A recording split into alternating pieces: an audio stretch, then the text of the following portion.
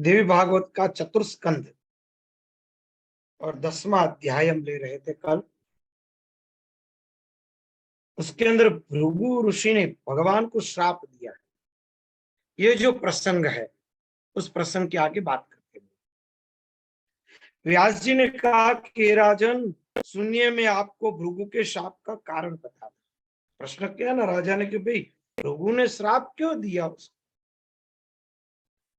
पूर्व काल में कश्यप तनय हिरण्यकशिपु नामक एक राजा था। उस समय जब भी वह देवताओं के साथ परस्पर संघर्ष करने वाला था, तब युद्ध आरंभ हो जाने पर सारा संसार व्याकुल हो उठा।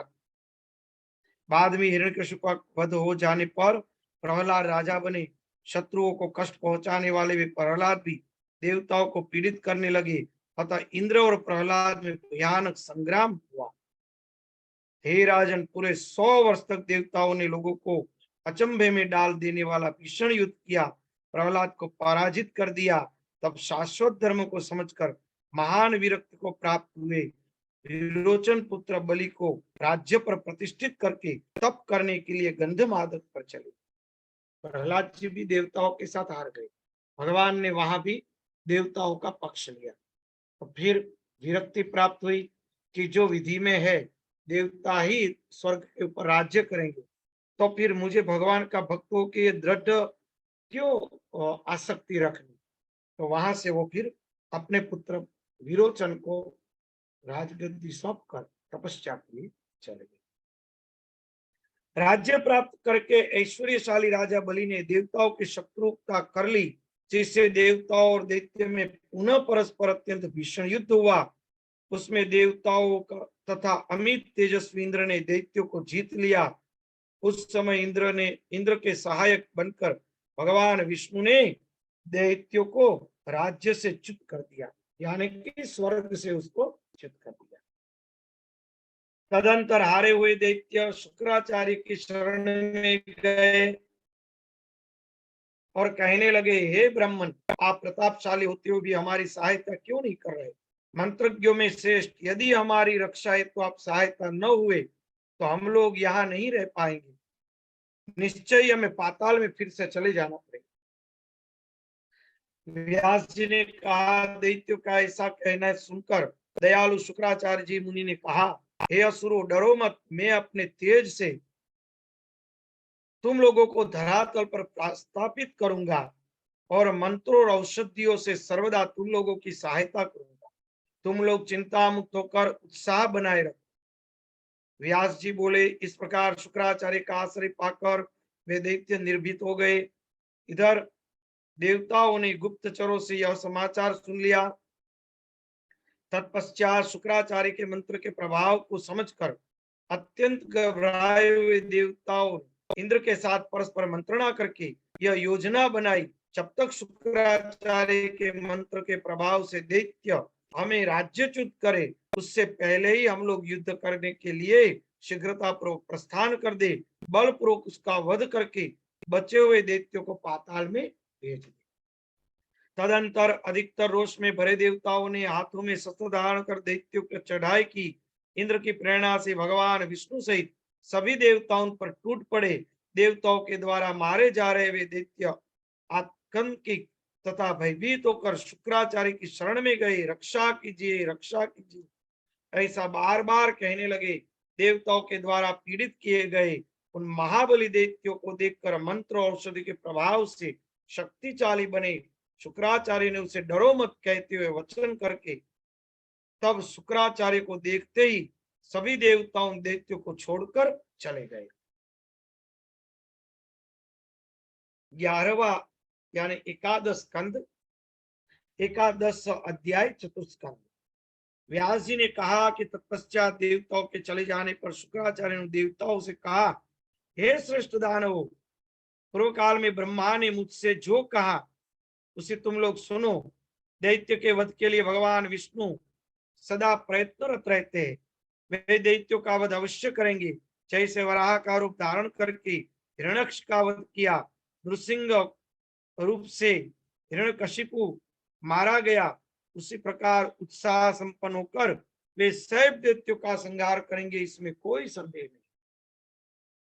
मुझे जान पड़ता है कि वैसा अनुचित मंत्र बल अभी मेरे पास नहीं है। मुझे जान पड़ता है कि वैसा समुचित मंत्र बल मेरे पास में जो मैं विष्णु को काट सकूं, विष्णु की विद्या को काट सकूं, ऐसा समुचित मेरे पास अभी मंत्र नहीं है जिससे मेरे द्वारा सुरक्षित होकर तुम लोग इंद्र और देवताओं को जीतने में समर्थ हो। अतः हे श्रेष्ठ दानवगण, तुम लोग कुछ सहायक प्रतिज्ञा करो, तुम कुछ समय तक प्रतीक्षा करो। मैं मंत्र सिद्धि के लिए आज ही भगवान शिव के पास जा रहा हूँ। महादेव जी ने मंत्र लेकर मैं तत्काल आऊंगा और यथावत रूप में तुम लोगों को सिखा दूंगा। दैत्यों ने कहा, हे मुनिश्रेष्ठ, देवताओं से पराजित होकर हम लोग अत्यंत निर्बल हो गए हैं, अतः उतने समय तक प्रतीक्षा करने के लिए हम पृथ्वी पर रहने से कैसे समर्थ हो सकते हैं। सभी पराक्रमी दानव मारे जा चुके हैं और जो शेष बचे हुए सुख की इच्छा रखने वाले अब युद्ध में ठहरने में समर्थ नहीं।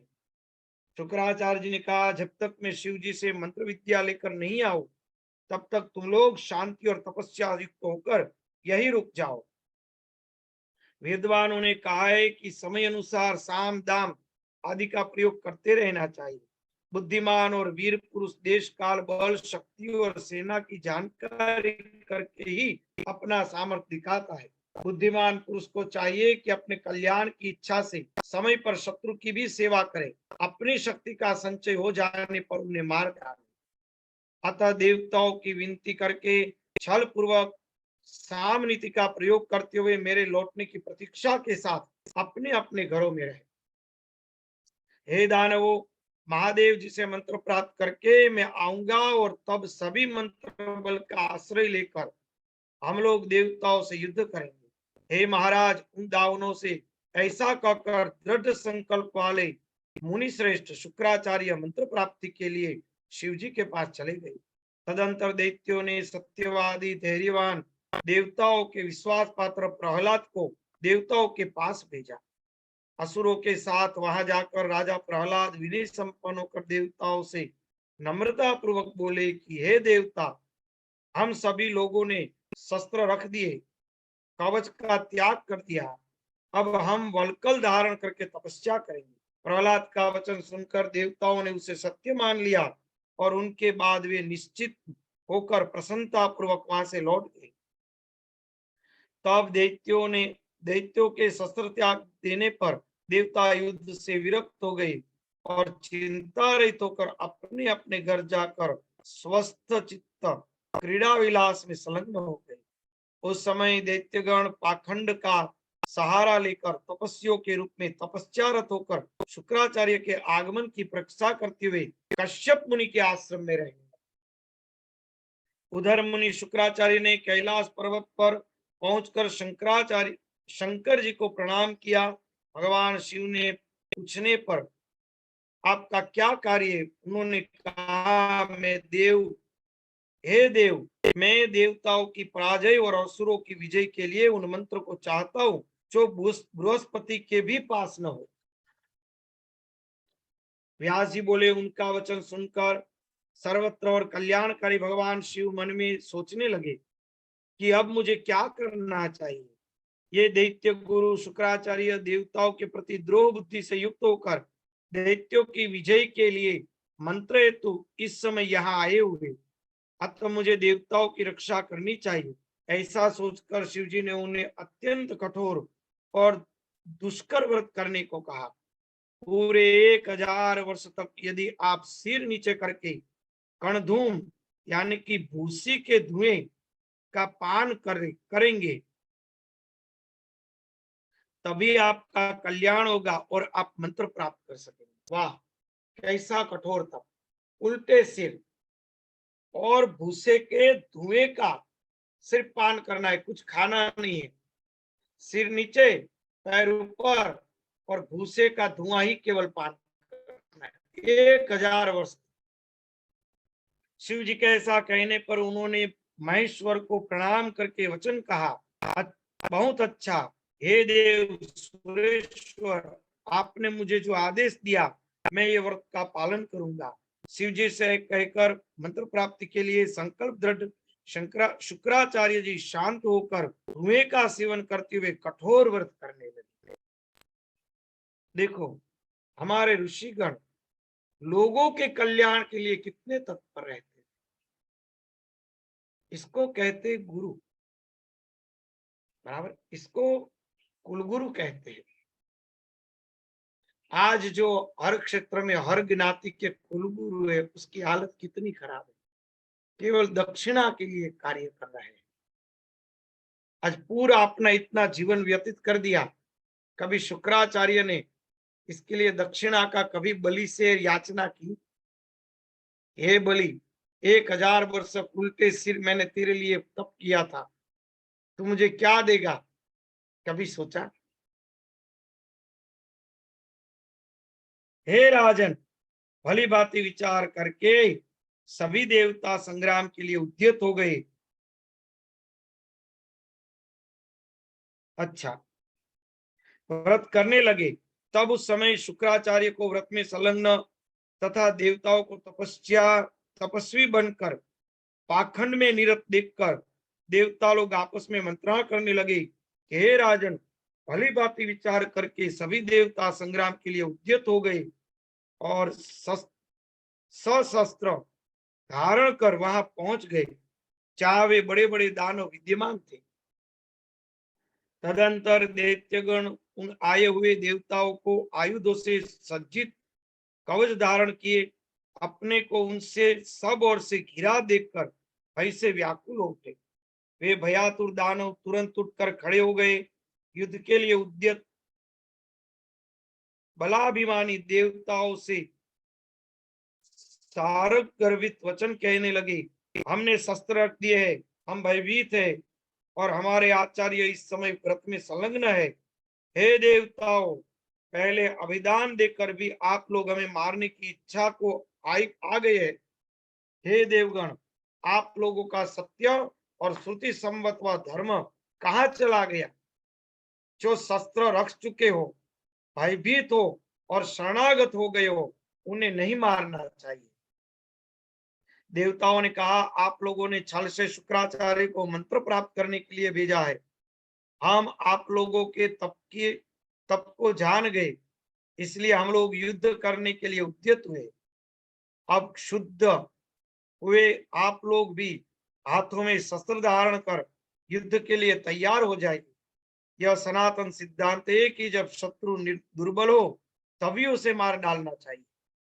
व्यास जी बोले, उनका वचन सुनकर सभी दैत्य आपस में विचार करके भागने के लिए तत्पर हो गए और भय से व्याकुल होकर वहां से निकल भागे। वे भयभीत दैत्य शुक्राचार्य की माता की शरण में गए। उन दैत्यों को बहुत संतप्त देखकर उन्होंने अभय दान प्रदान कर दिया। वह शुक्राचार्य की माता के पास गए, भृगु ऋषि के पत्नी, और जिसका वध मेरे ख्याल से भगवान विष्णु ने किया था उन देवताओं के लिए। कदाच ऐसा ही कथा है, आगे कदाच वही आए, देखते हैं। शुक्राचार्य की माता ने कहा कि ये दानवगण, डरो मत, डरो मत, तुम लोग भय छोड़ दो। न भयतव्यम न भयतव्यम भयम त्यज दानव मत सन्निधो वर्तमानाम धीर्भवीतु मरहति। तुम लोग भय को छोड़ दो, मेरे पास रहने वालों को भय हो ही नहीं सकता।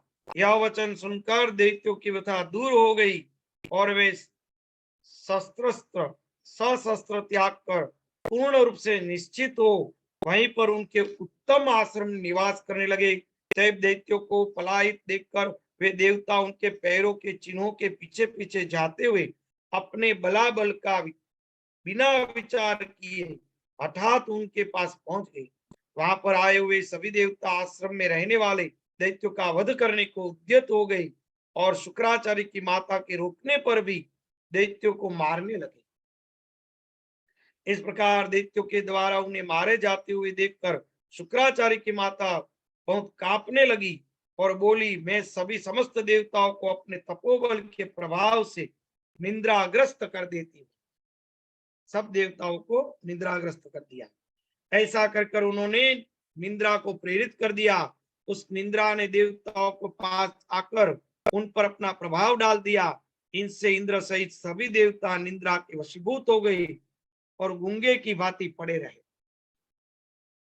इंद्र को निद्रा के द्वारा निमंत्रित तथा दिन देखकर भगवान विष्णु ने कहा कि हे देव श्रेष्ठ, तुम मुझ में प्रविष्ट हो जाओ तो कल्याण हो, मैं तुम्हें अन्यत्र पहुंचाता हूँ। विष्णु के इस प्रकार कहने पर इंद्र उनमें प्रवेश कर गए और उन हरि से रक्षित होकर वे निर्भय तथा निंद्राहित हो गए, निंद्रा रहित हो गए।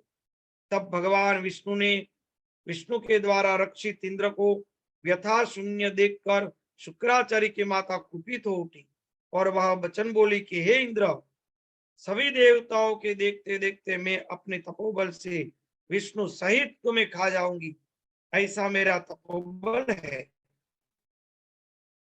व्यास जी बोले, ऐसा उन्होंने अपनी योग विद्या के द्वारा इंद्र तथा विष्णु के ऊपर आक्रमण कर दिया और वे दोनों महात्मा स्तब्ध हो गए। उन दोनों को बहुत बड़े संकट में पड़ा देखकर देवताओं को महान आश्चर्य हुआ और दुख चित्त हो जोर जोर से चीख चीख के चिल्लाने लगे।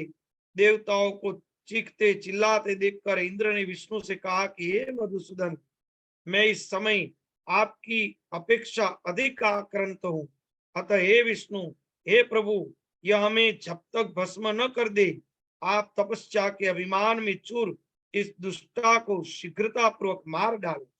हे माधव, अब आप सोच विचार न करें।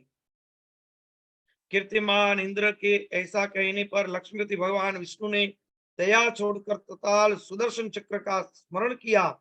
विष्णु के वश में रहने वाले वह चक्र उनके स्मरण करते ही आ पहुंचा और इंद्र से प्रेरित होकर उन्होंने कुपित हो उनके वध कर लिए चक्रों को अपने हाथ में ले।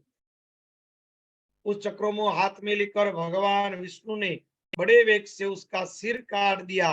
तब उसे मृत देखकर इंद्र हर्षित उठे। सभी देवता भी अत्यंत संतुष्ट होकर विष्णु की जय जयकार करने लगे। वे प्रसन्न होकर उनकी स्तुति करने लगे और संताप रहित हो गए।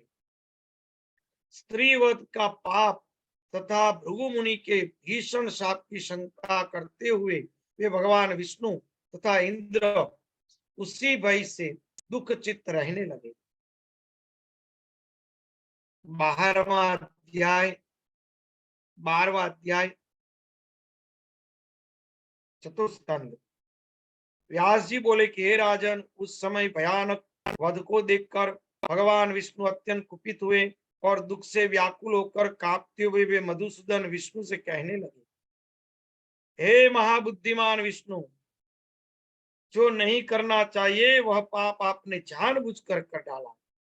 विप्र स्त्री के इस वध की तो मन से कल्पना भी करनी उचित नहीं, अनुचित है।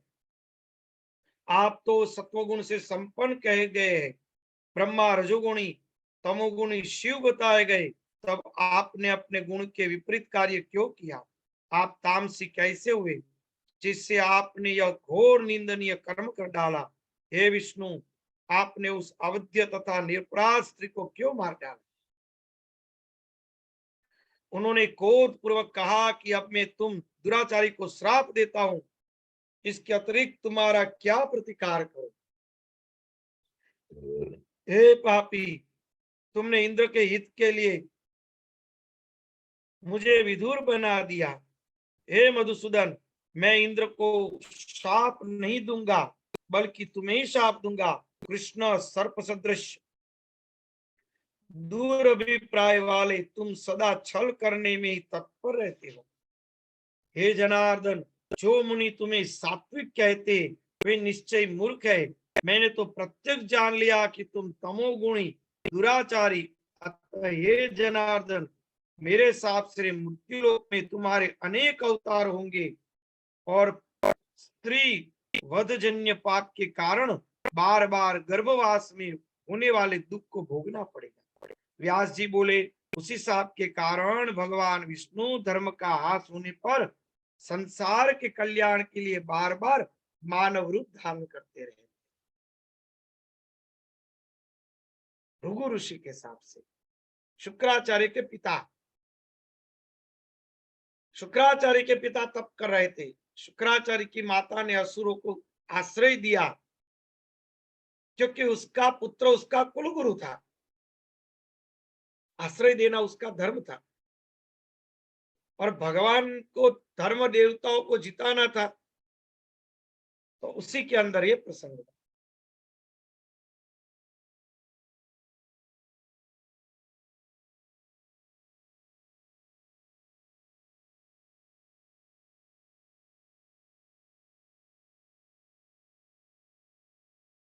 राजा बोले कि जब अमित तेजस्वी चक्र के द्वारा भृगु पत्नी का वध हो गया, उसके बाद महात्मा भृगु का गार्हस्थ जीवन कैसे व्यतीत हुआ।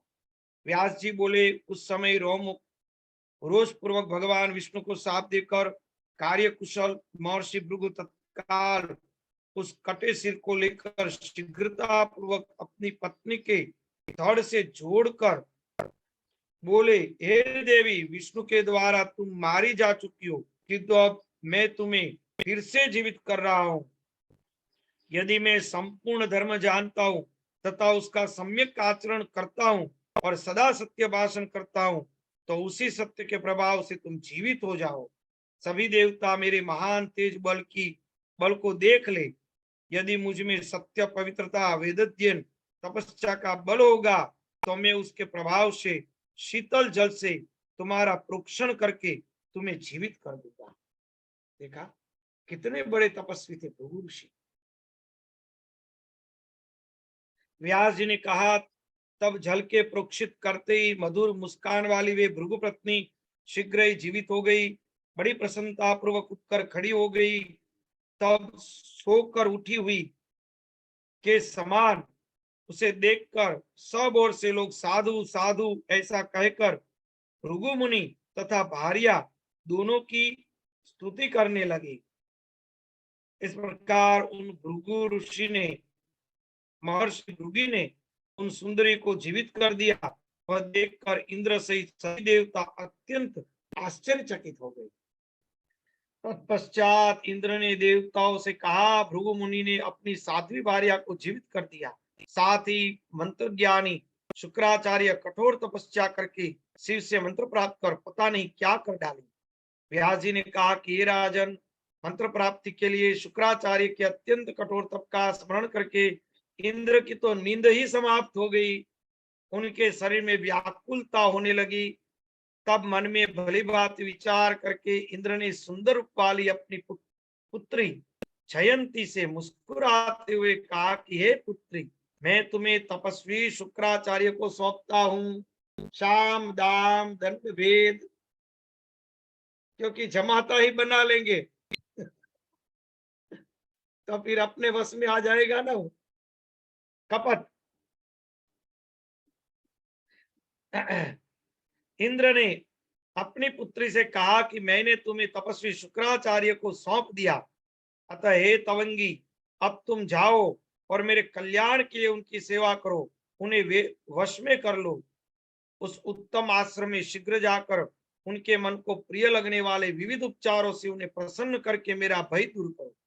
विशाल नयनों वाली वह सुंदर कन्या पिता की बात सुनकर शुक्राचार्य के आश्रम में गई। वहां पर उसने मुनि को नीचे की ओर सिर करके धुएं का सेवन करते हुए देखा। तब उनके तपोरत शरीर को देखकर और पिता की बात याद करके वह केले का एक पत्ता लेकर मुनि को पंखा चलाने लगी। तब से वह उनके पीने के लिए अत्यंत स्वच्छ, शीतल, सुगंधित, रुचिकर जल ले आकर उनके समक्ष श्रद्धा पूर्वक उपस्थित किया करती। सूर्य के मध्य आकाश में होते ही वह सुंदरी उनके ऊपर वस्त्र के छतरी बनाकर छाया कर देती। वह साध्वी सदा प्रतिव्रता धर्म का पालन करने लगी। वह शास्त्र विहित दिव्य पके तथा मीठे फल लाकर खाने के लिए उन मुनि के समक्ष रख देती। वह कन्या उनके नित्य कर्म के संपादन कार्य पुष्प तोते के वर्ण के समान प्रदेश मात्र माप वाले हरे हरे कुश उनके आगे प्रस्तुत कर देती।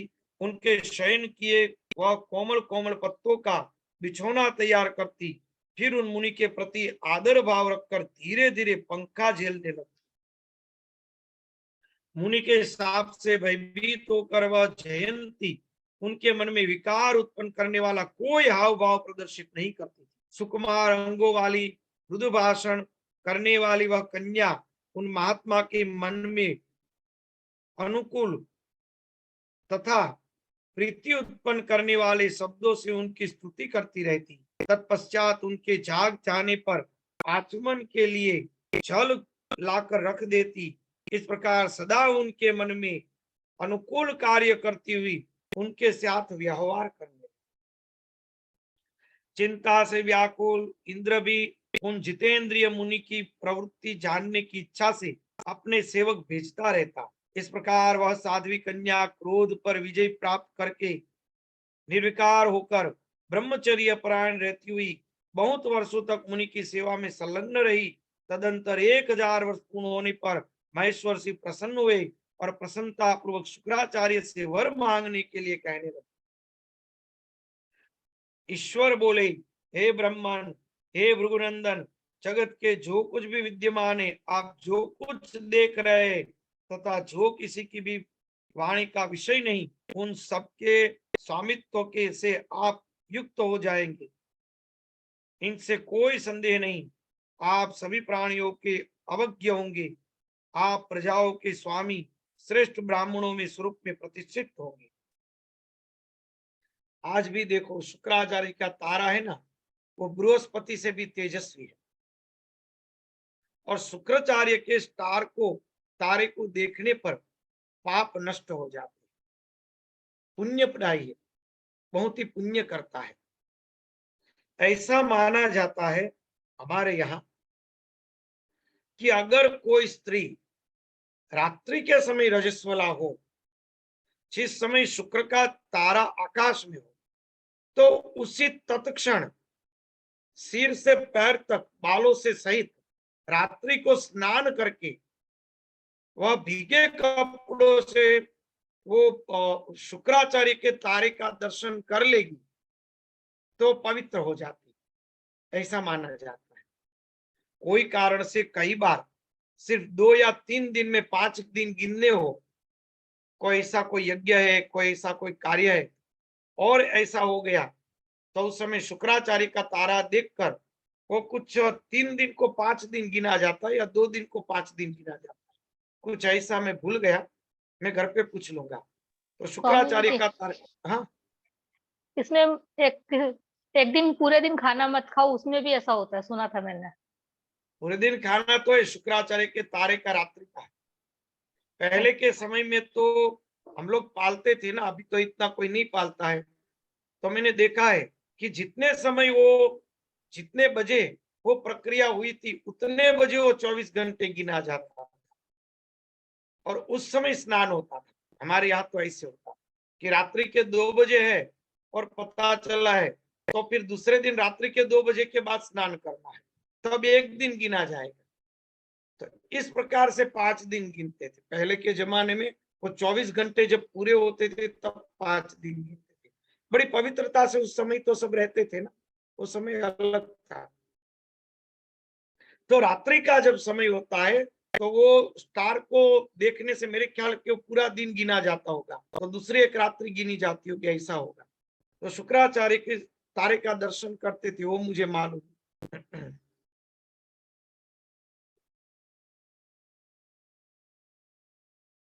व्यास जी बोले, इस प्रकार वर प्रदान करके शिव जी में अंतर्ध्यान हो गए। पश्चात जयंती को देखकर शुक्राचार्य ने उसे कहा कि हे सुनी, तुम कौन हो, किसकी पुत्री हो, मुझे अपनी अभिलाषा बताओ।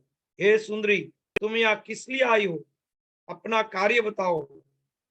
हे सुनैने, तुम क्या करना चाहती हो, यदि वह कार्य दुष्कर भी हो तो भी मैं उसे अभी कर दूंगा। हे सूरते, आज मैं तुम्हारी सेवा से प्रसन्न हूं, अतः वर मांगो।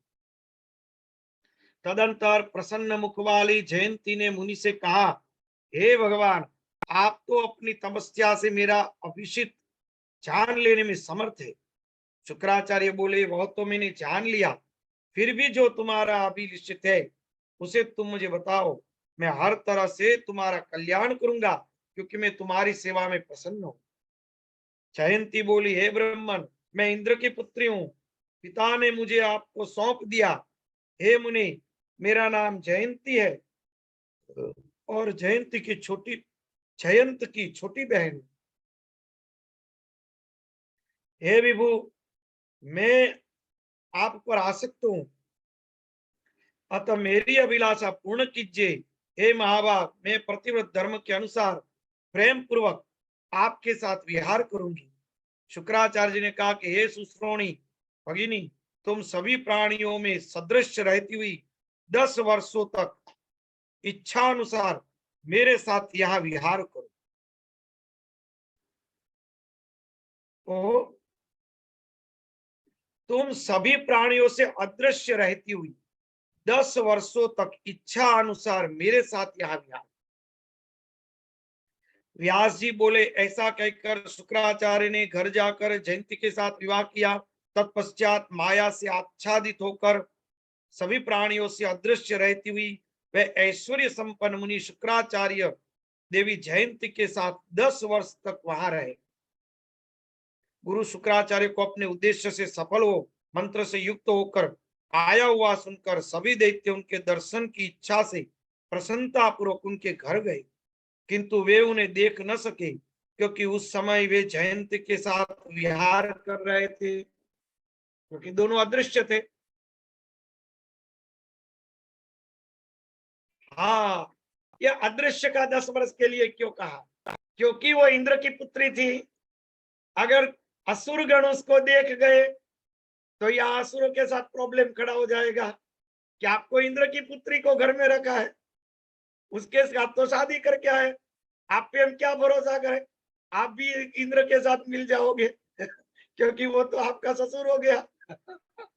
उसीलिए कहा कि 10 वर्ष तुम अदृश्य रूप से मेरे साथ रहो, ताकि ये असुर लोग तुमको देख ना सके। हम बराबर वही होगा ना, मेरे ख्याल से वही होगा चिंतन। मैं सोचने लगा अदृश्य रहने के लिए क्यों कह रहे गुरु तो गुरु ही है स्वामी जी।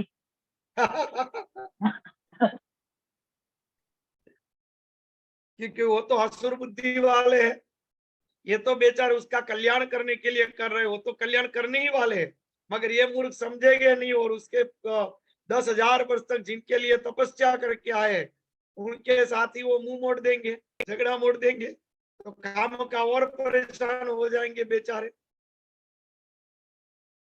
देखा, शादी के बाद बेचारे को कितने लोगों को संभालना पड़ता है। अब कोई परेशानी नहीं थी, शादी हुई और परेशानी शुरू हो गई गुरु जी को भी।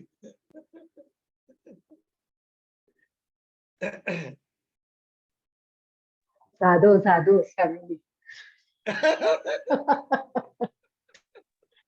बिना शादी के 10,000 शांति से निकाल लिए, 10,000 साल। वो उल्टे सिर रहना और अच्छा था। हाँ। वो उल्टे सिर थे ना, वो अच्छे दिन थे।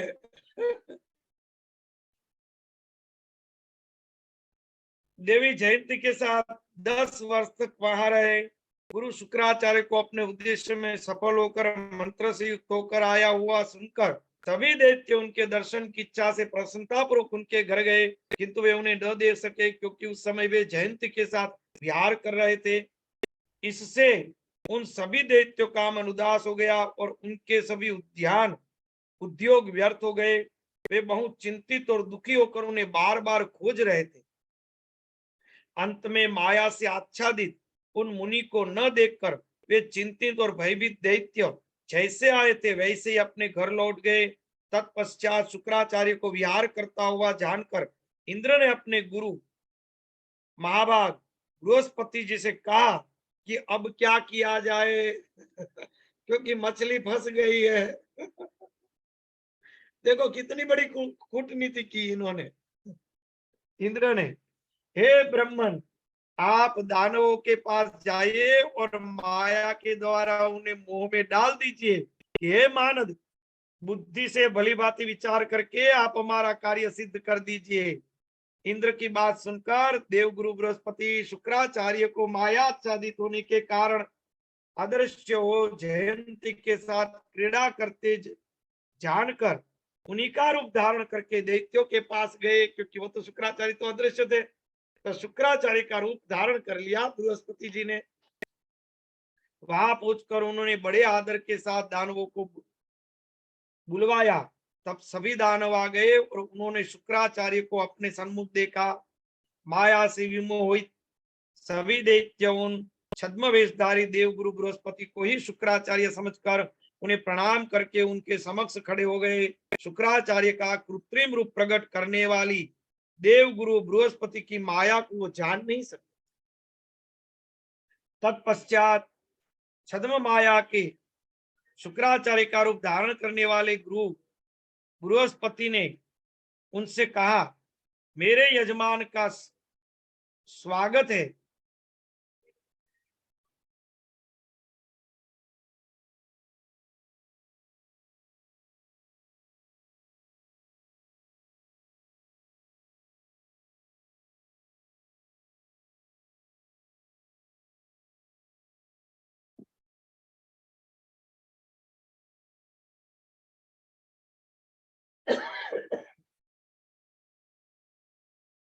तत्पश्चात छद्म माया से शुक्राचार्य का रूप धारण करने वाले गुरु बृहस्पति ने उससे कहा, मेरे यजमानों का स्वागत है। मैं आप लोगों के हित के लिए अब आ गया हूं।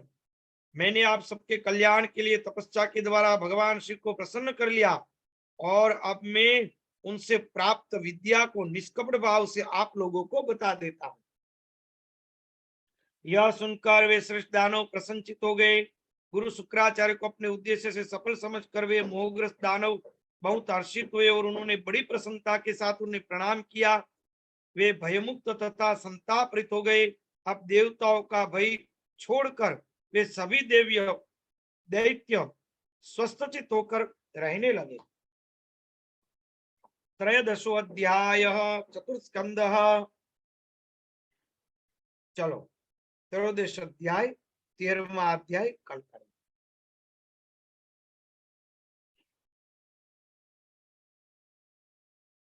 मम माया दुरत्वया।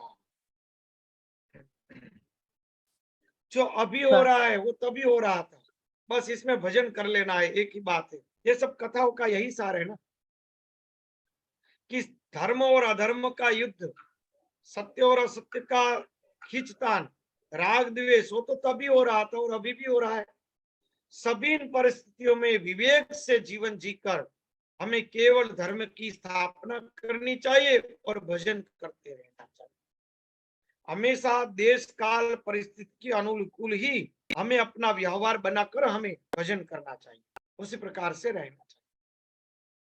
किसी का कोई प्रश्न है? स्वामी जी, वो भृगु ऋषि ने ही भगवान को वक्षस्थल पे पेड़ मारा था ना? हाँ, वो भी भृगु ऋषि ने ही मारा था और ये श्राप भी भृगु ऋषि ने ही दिया था।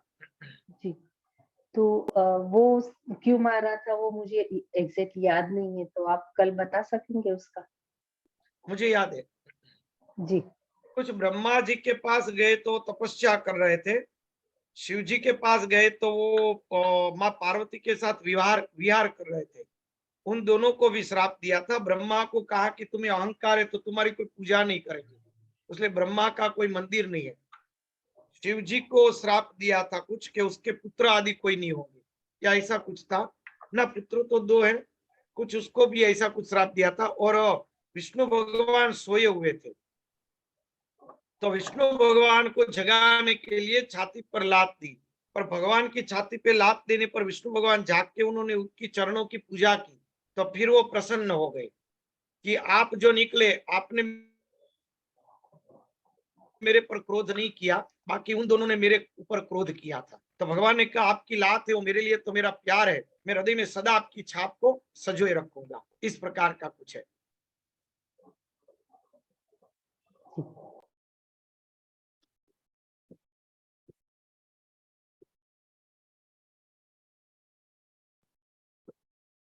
चलो, हरिओम।